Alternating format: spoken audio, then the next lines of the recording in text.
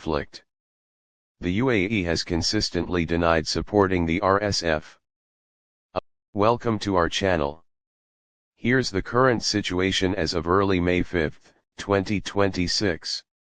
The United Arab Emirates has strongly rejected allegations made by Sudan that it supports attacks linked to the paramilitary Rapid Support Forces (RSF) in Sudan's civil war. Recently, Sudan accused the UAE of involvement in drone attacks on Khartoum airport and claimed Emirati drones were launched from Ethiopia. In response, UAE officials called the accusations fabrications and said Sudan was trying to shift blame and prolong the conflict. The UAE has consistently denied supporting the RSF. Emirati officials say their position is focused on ending the war and supporting peace negotiations.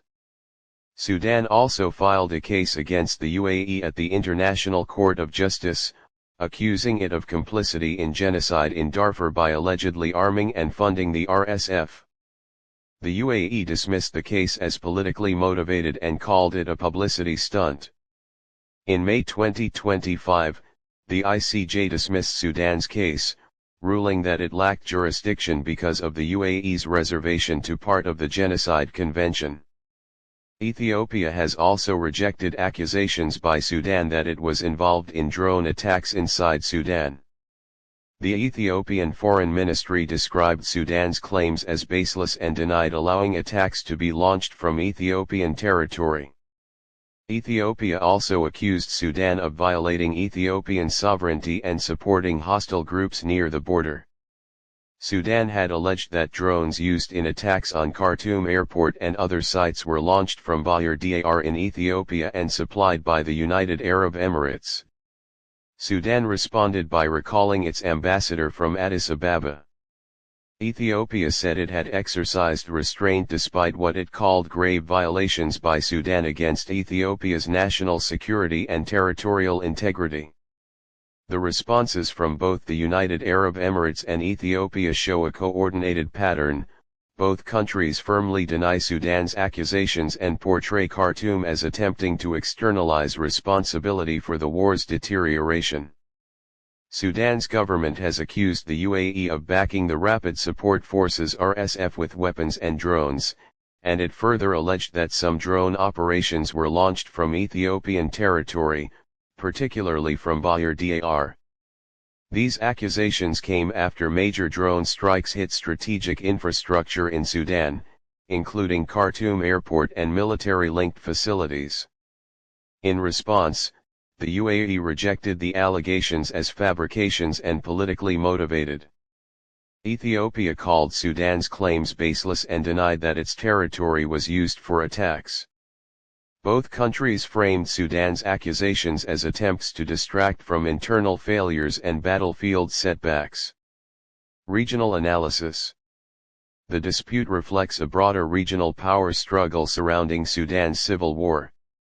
1. Sudan's strategic messaging. Sudan's military-led government appears to be pursuing several objectives simultaneously, internationalizing the conflict by drawing attention to alleged foreign involvement. Increasing diplomatic pressure on the UAE, which has long faced accusations from analysts and UN experts of maintaining ties with the RSF. Warning Ethiopia against deeper involvement while tensions between Sudan and Ethiopia remain high over border disputes and the Grand Ethiopian Renaissance Dam. By publicly naming both the UAE and Ethiopia, Sudan is signaling that the conflict is no longer purely internal but part of a wider regional security contest.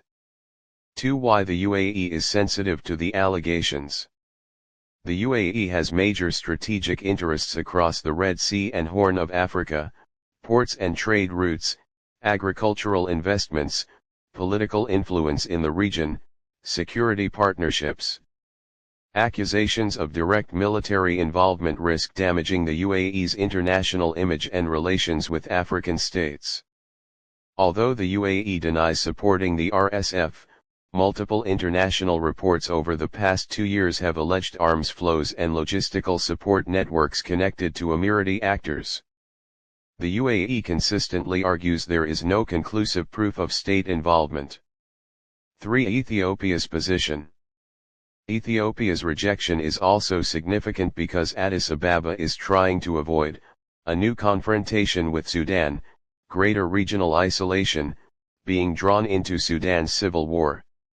Ethiopia already faces internal security pressures and delicate relations with neighboring countries. Open involvement in Sudan would carry serious diplomatic and military risks. At the same time, Sudan and Ethiopia have unresolved tensions over the Al-Fashiga border area, the Nile water dispute, competition for regional influence in the Horn of Africa. That history makes Sudan's allegations politically explosive even without publicly verified evidence. What this means going forward. Several likely consequences may follow. Sudan may intensify diplomatic campaigns at the UN, African Union, and Arab League. Relations between Sudan and Ethiopia could deteriorate further. The UAE will likely continue emphasizing mediation and humanitarian diplomacy while rejecting direct involvement claims.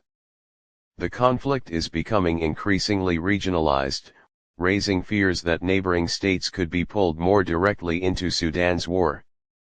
The key unresolved issue is evidence. Sudan has made serious allegations, but publicly available proof tying either the UAE or Ethiopia directly to the recent drone attacks remains disputed and unverified independently. For reliable, in-depth coverage and the latest global updates, be sure to subscribe to our channel and stay connected with us. Thank you.